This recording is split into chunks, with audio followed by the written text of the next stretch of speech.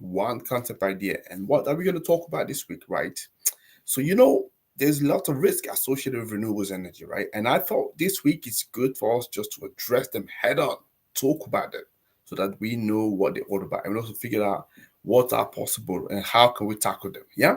So that's what we're going to be doing for the 5 days. I'm just going to each day I'm just going to be talking about one risk, right? One of the major risks, and you can also contribute and tell me what you are thinking.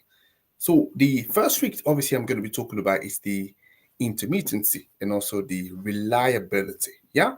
So why am I talking about that? So you all have heard about the nature dependent characteristic of some renewable energy sources, like for example solar, but also wind. So this is something that you've heard about many times, that they are intermittent, and that's correct. That's true.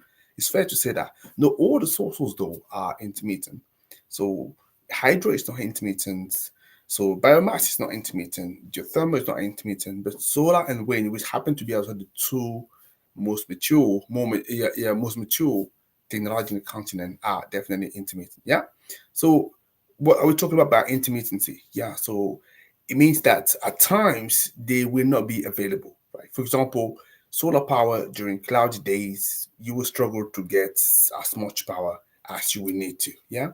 And for wind, when it's relatively calm, the weather, so you won't also have enough wind. And this may obviously impact your production. This is what we're talking about in terms of intermittency. So, and this is something that's quite notorious for those two sources.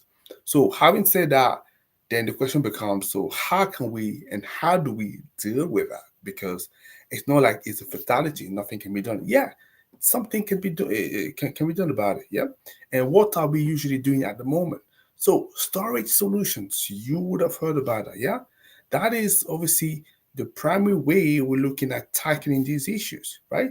So when you're having storage solution like batteries, that can help as well stabilizing the energy supply, meaning that a time where you have lots of wind, where you have we see lots of solar, what you want to do is to capture that energy, store that in the battery.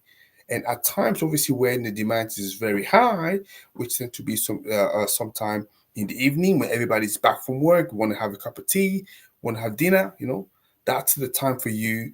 You want to be using your storage, your battery, and discharge the current. Yeah. So that's and that's how we're doing it at the moment. So clearly there are solutions. So don't think that there's no solution. Yeah. But obviously it comes with some challenges. So uh, storage, it's not particularly cheap solutions. Yeah, that's one thing that you need to know. And also there may be some technological limitation. For example, it may still be difficult to store, enough power beyond a certain time. For example, it's difficult to have 15 hours of storage. Yeah. That means you need to have a huge battery. And if you can imagine the amount of money that you may need for that, it may not be always sustainable, right? So that's, or at least at this stage, because I'm sure the progress is carrying on, and later on we may probably going to have solutions that are better than that.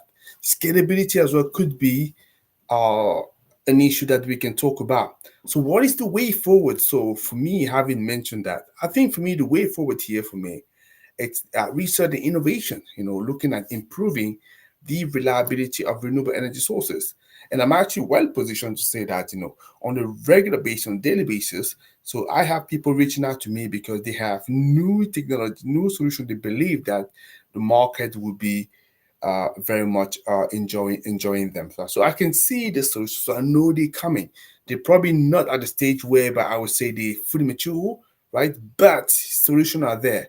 I bet you one thing, and I can take a huge bet on that. I said that in the next 5 to 10 years, what we're using as a solution right now, may probably going to be obsolete. Yeah, because there's going to be some new innovation that going to be changing the game.